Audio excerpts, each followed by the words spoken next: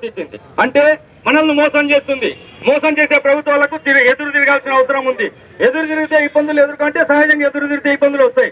అంబేద్కర్ ఒక మాట అంటాడు, ప్రశ్నించే తత్వం మనలో కోల్పోతే బానిసలుగా మిగులుతామని చెప్పేసి అంబేద్కర్ ఒక మాట అంటాడు. ఇది వాస్తవమా కాదా? మనలో ప్రశ్నించే తత్వం లేనప్పుడు నిజంగా మనం బానిసలం అవుతాం.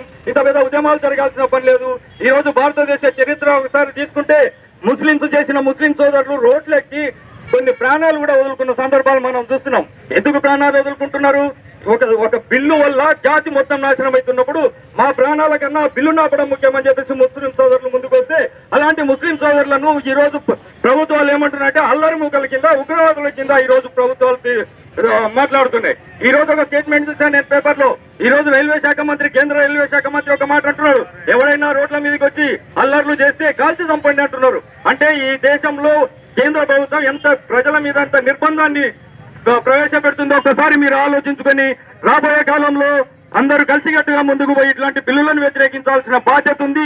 స్థానిక ప్రభుత్వాల మీద కూడా ఒత్తిడి చేయాల్సిన బాధ్యత ఉందని చెప్పేసి మీ అందరికీ తెలియజేసుకుంటూ ఈ అవకాశం ఇచ్చిన మీ అందరికీ జై భీమ్, జై రామ్, జై పులే.